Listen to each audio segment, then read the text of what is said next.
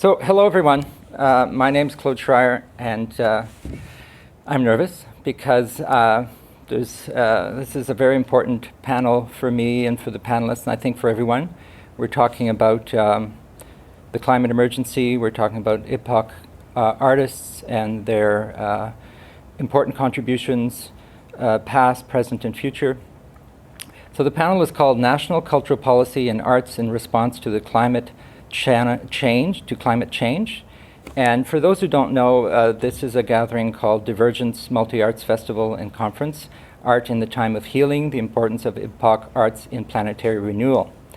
So I was asked by Kevin and Charles Smith to moderate this panel, and I was happy to do so. And what we will do is hear from the three panelists, 10, 11 minutes of short presentations, and then engage in conversation. I see there's a number of people online. We'll go next to Anthony, who is somebody I know well because we worked together on a project called Scale that he will talk about. But Anthony is a Montreal-based climate emergency organizer and public affairs strategist. He's done a number of things. He was a co-founder of Extinction Rebellion Quebec. He sits on the board of directors of the Rapid Decarbonization Group, and he also works with the Climate Emergency Unit, which is part of this Project Scale that he'll talk to you about. So Anthony, I'm so happy that you're here because you are literally working day to day on cultural policy in relation to the climate emergency, and there's so much you could talk to us about. But I'll let you start, maybe cover some of the big pieces, in particular related to the theme of this festival and gathering. And then, I just point people to the fact that you and others are working on these issues, trying to work through how we can change our cultural policy. So Anthony, welcome, and the floor is yours. Thank you, Claude. And I'm coming to you from Montreal, Tiohtià:ke, on the traditional territory of the Kanien'kehá:ka Nation. And as Claude mentioned, I'm helping with an initiative called Scaled, and I also work with the Climate Emergency Unit as a sectoral organizer, helping organize arts and culture and also around food system transformation, but around emergency policy for addressing the climate and ecological emergency. And one of the particularities of the Climate Emergency Unit is that we try to draw lessons from how we dealt with past emergencies and apply it to our current predicament. And one of the particular emergency that we think a lot of the lessons can be learned from is Canada's response to World War II, particularly our home front mobilization, our home front societal and economic mobilization, which radically and rapidly transformed how society functions in just a matter of a few years for the purposes of winning the war. And one of the areas that I'm particularly interested in are the lessons that can be learned from how culture and information played a role in that mobilization and that rapid transformation, and to see if we can learn anything to how national cultural policy and the work of the Ministry of Canadian Heritage, lessons that can be learned there to how to move forward. And at the onset of the war, Canadians were not particularly enthused about going into World War II. We just had the Great Depression. And as well, there was mistrust of government because after the First World, there were a lot of promises made during the First World War about a better life, and that never materialized. But the Canadian government under Prime Minister Mackenzie King, was trying to figure out how they could mobilize the public for the potentiality of another world conflict and to join the Allied forces. And as well, Canadians, the war was in Europe. And why are we fighting a war in Europe, when we could just be staying safe over here? So there was a huge mountain to climb at the time. And to do so, the government needed to think through kind of information policy and to try to convince the public to enlist, but also to do everything else that's needed on the home front to have a wartime economy to produce the armory, the armaments, et cetera, for the war. And at first, they created this agency called the Bureau for Public Information. But what they found out soon is that information alone wasn't going to work. They had hired someone that came from a journalistic background to lead it, and and it wasn't really working. And public information is everything from posters, paid newspaper, like advertisements, etc., and working with trying to convince newspapers to write stories and get them information to try to promote the war. But rapidly they found out it wasn't working, and there was a group of Canadians, mostly adult educators and social scientists, that were saying you got to learn learn the lessons from the psychology and from social sciences on what works to try to get people motivated and mobilized around something. And at this time, it was around when Freud had released when Freud was releasing his work, and the world of advertisement started using some of the techniques of psychology and applying it to marketing for commercial purposes. So what the government decided, the government ended up in the end listening to these public educators and started the Wartime Information Board, which was a central agency that had as a responsibility to inform Canadians fully about what was going on with the war, update them continuously, but also explain to them the policies that needed to be in that the policies that had to be put in place, so rationing, changes to industrial policy, moving people from one region to another, and to try to convince them to buy into it. And they had put at the time John Grisham, who was some of you might know, the head of the NFB, to lead this organization.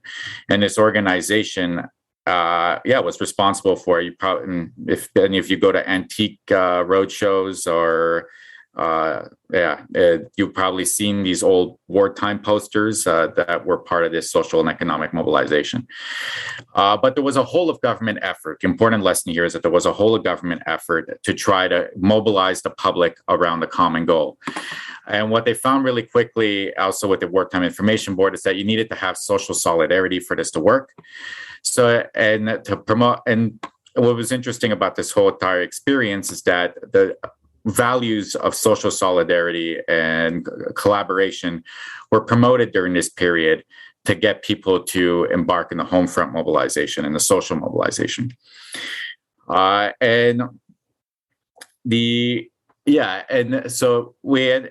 people's lifestyles changed dramatically at the time.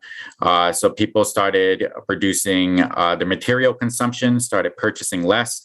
Even had one of the ministers, and the federal ministers, calling for less consumption in newspapers to save material goods, and also food rationing, which was wasn't popular at the beginning of the war, but ended up being popular at the ending.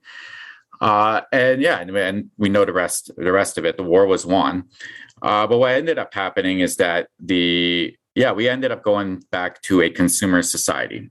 And these lessons from social sciences, et cetera, were applied to commercial advertising, and consumption levels rise, and the use of resources rose.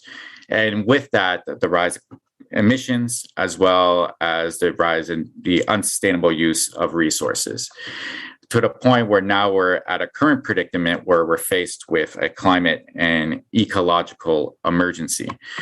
And not going to go really into it really quickly, but we know that in detail, but we know that this is the decade to act if we're going to limit warming to 1.5 C, which would be, if we go over 1.5 C, would be absolutely devastating for many parts of the world. And also we're consuming resources at a rapidly and acceleratingly unsustainable rate. And we are getting close to a period of global ecological overshoot where we wouldn't be at the Earth's natural capacity to regenerate we would basically, we would be demands made by us would be beyond its capacity to regenerate. And we're already seeing the consequences of this at the moment. And we're seeing we're seeing extreme weather events and other environmental devastation around us almost on a daily basis now. So we've been warned about this for a while. And what we're seeing is that even at this point, we're continuing under the assumption that the economy is continuing, assuming that we can just continue the same way that we have in the past and continue to grow the economy into the future. But what we're seeing is that this is impossible. And the scientific reality is that, if we were to continue to the rate of growth that we're currently at right now, about 2-3% a year, we will have used up the equivalent by 2050, the equivalent amount of resources than was used in the past 10,000 years. And this is just the biophysical reality is that this is just absolutely unsustainable and things need to rapidly change. However, the economic models and the way that policy is guided in Canada and around the world at the moment assumes that culture will not change. It assumes that we're self-interested individuals, which science is now showing us that that is not the case. We're actually very collaborative, and other ancient cultures and traditional cultures around the world already knew this. But we're continuing to plan the economy under these old assumptions that are just no longer useful and no longer actually accurate. And what's in the economic models that are used at the moment assume culture won't change. What needs to happen now is we actually, and I think this kind of was brought up before, but we do need a massive culture change. And what's interesting from the lessons of World War II is that we know that this has been done in the past and very rapidly. And while we sometimes fall into cynicism and think that things can't change, and then face particular to this particular issue, these lessons I think are very important to learn from, and I think can be applied to national cultural policy, so that we could deal with with these next coming years with the emergency that we're currently faced. So the work that we're doing at scale. I'm on the coordinating committee, but I also help coordinate the advocacy working group. And we're currently looking at what national culture policy would need to look like if we're going to change, do kind of big level change from moving from the consumer culture that we currently have to a culture of stewardship and of interconnectedness with the rest of the natural world, so that we can live in a mutually beneficial relationship with the natural world. And what is coming up in the coming year to that in terms of the Liberals' legislative agenda, where we can intervene to be able to move policy into that direction. While this might seem very impossible to some, the important thing is that these ideas right now actually permeate within policy discussions at the national level. And because at one point, as I mentioned, that there is going to be a point where we're really going to hit a wall in terms of the unsustainability of our economy, where the ecological overshoot point. And these ideas need to be part of the discussion so that we can, prevent the worst from happening. But also because as the crisis gets worse, these ideas will likely become more and more popular, and they're also just necessary right now. And what I'll just kind of give a brief overview. Maybe we can get into this later. But there are areas where that we can national cultural policy where we can perhaps get this large-scale change in culture that is needed. One of the priorities of the Liberal government is to redo the mandate of the Broadcasting Act. And in 2018, we had the Broadcasting Act legislative review, which made recommendations around the role in promoting Canadian culture, et cetera. But one of the mandates that can be had inside the Broadcasting Act is the promotion of an ecological culture. And to then guide broadcasting policy in the future, around this notion of the interconnectedness of life and around real sustainability. And there's also the CBC's mandate that's going to be up for renewal. And CBC, unlike a lot of public broadcasters in other parts of the world, has an unacceptable amount of commercial breaks. And actually, there probably shouldn't be any commercial breaks. But CBC's mandate could also be to promote ecological values and ecological kind of understanding of what's happening in the world, because we know at the moment in Canada, climate literacy is at a very low level. We have surveys showing us year after year that the information marketplace for accurate information around climate change and what to do about it is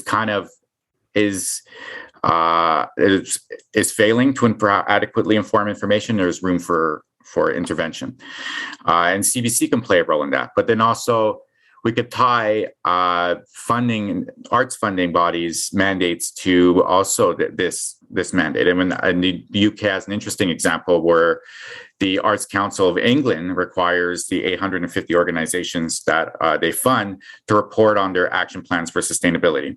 And while that focuses on the kind of the greening of the sector side of things, there could be resources and tools made available and disseminated to artists to participate in this cultural transformation. And art councils could be part of doing that. And there's a lot more that I can go into. But I think what I'll leave it at is that what will be important in the coming year in terms of trying to do this is to get ourselves organized as a sector and to share our knowledge and to come up with a kind of a vision for what national cultural policy could look like that would bring about the cultural change necessary to address the climate and ecological emergency. And to not wait for the government to lead on this, but for us to lead on this and to start doing that, but then also at the same time calling on the government to make those changes in the culture infrastructure of the country that can really move things up the scale to get population level change. That's a great start, Anthony. There's so many things that we could pick up on. One is making sure that all voices are heard, because if we sort of replicate the previous system and those already who are empowered are those lobbying for resources, we could have major issues. So just earlier today, Charles and Kevin were talking about the importance of documentation, but also hearing so many other voices that are underrepresented. So I think that's something we need to keep in mind as we do this work of changing our political systems, to make sure that full, rich representation is there at every table, at every moment, so that we can get it right and move on together. But thank you, Anthony. Is there any questions for Anthony, or do you want to wait until after the next presentation? Does anybody have anything to say or to ask at this point?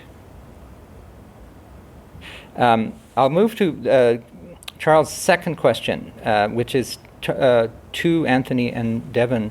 Can you say what impact your work is having within the arts and on government arts policies and programs? And I'll start with Anthony. Sure. Well, we're really early in so in terms of scale, it's only been around for less than a year. So I would say, just in terms of the impact that we've had on government policy at the moment, none. Until we get in the room and with people from Canadian Heritage or members of cabinet, and we have a list of calls to action, and that we are taken seriously, and it starts to be integrated. Like we're not at that point yet. But what I would say is that we're getting close to that point. What we kind of noticed, and it's been hinted at a couple of times, but where Canada's a little bit behind in terms of the intersection of art and national cultural policy. So one of the things we notice is that there's a lack of policy expertise around how national policy could be used to promote like the cultural change necessary to address what the climate and ecological emergency.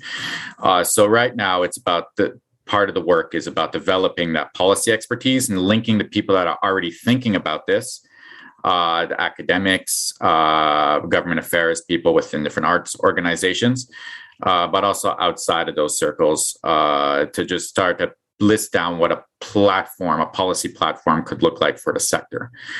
And so that's, I think, part of the first part of the work. And it's actually, we're starting to kind of have an idea of what that agenda would look like.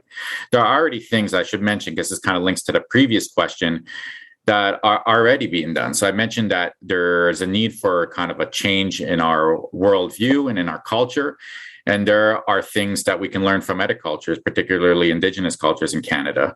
And the protection of Indigenous languages and the funding of Indigenous arts and Indigenous arts institutions is something that we really need to get behind. And there's an opportunity right now. This is on the agenda, but the increased funding for this. And I think that that's absolutely essential that we do. It's our responsibility, considering the history.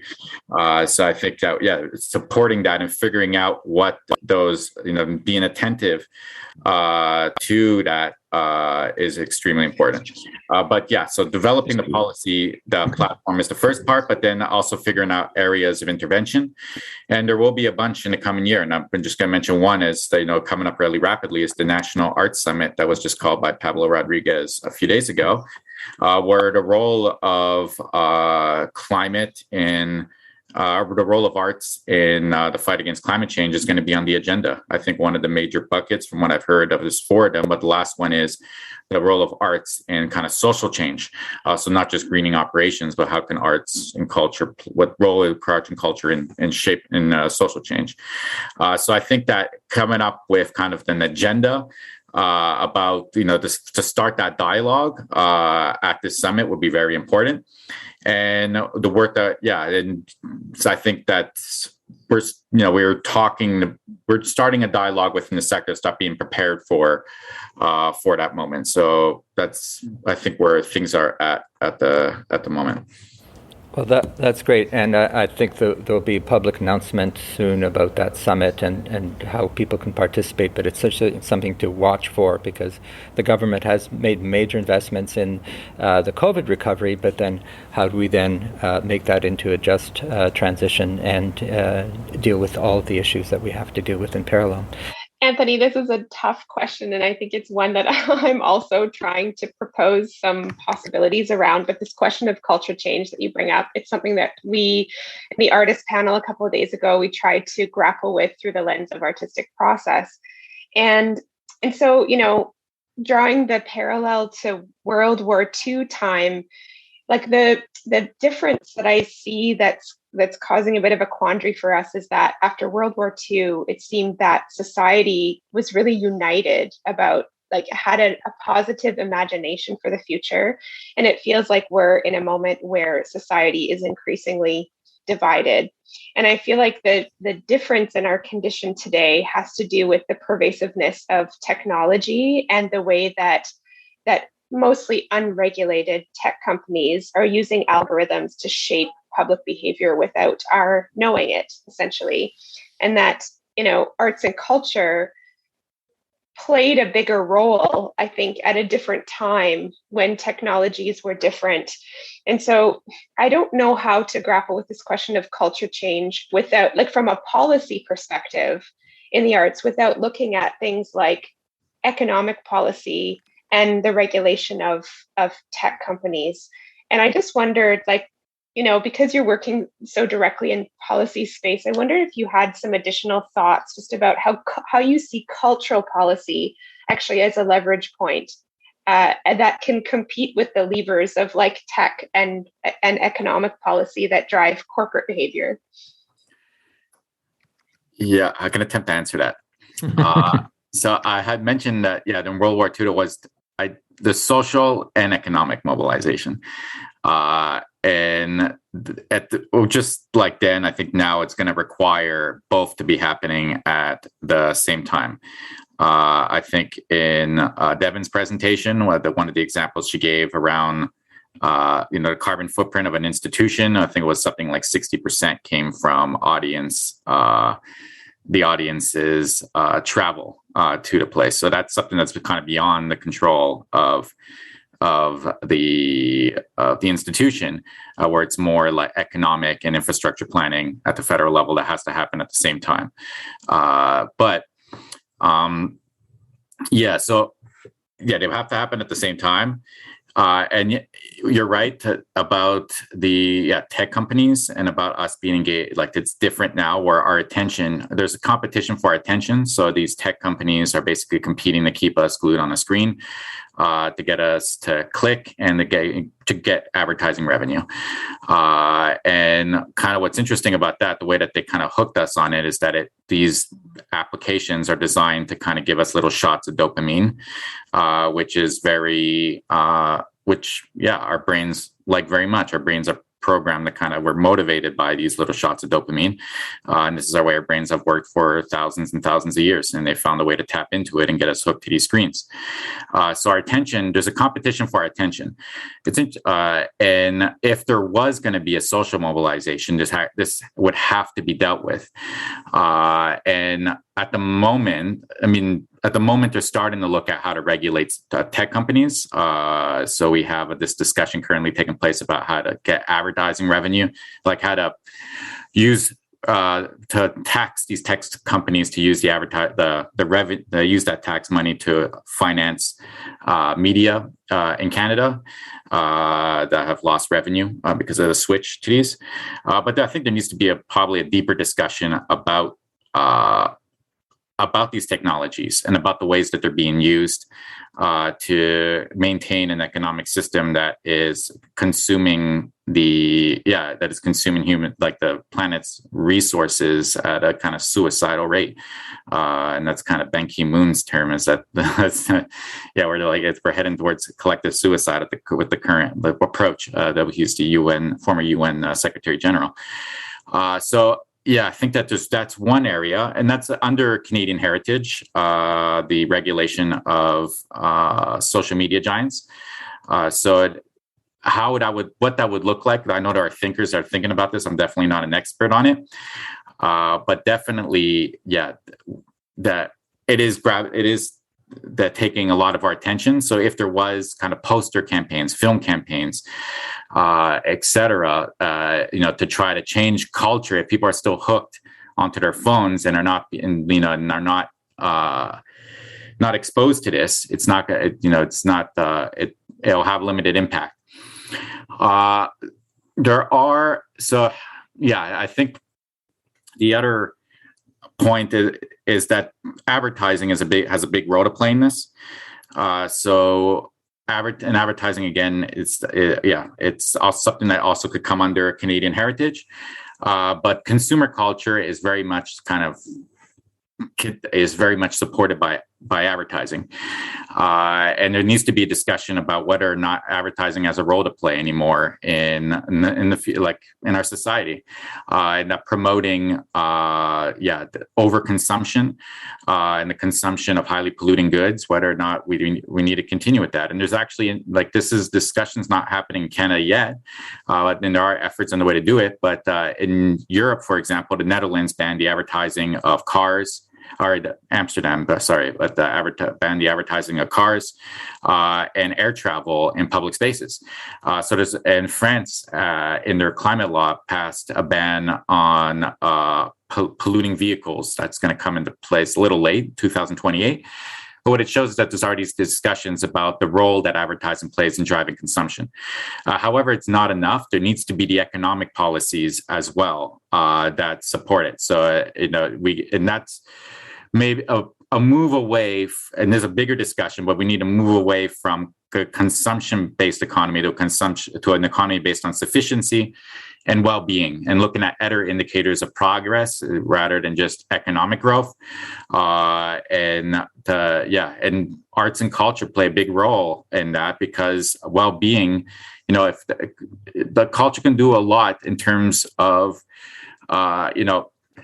creating a very kind of but that for well-being in a work, when there's less consumption, a lot of people's self-worth is based on their ability to consume, and the way our status is also sometimes connected to that.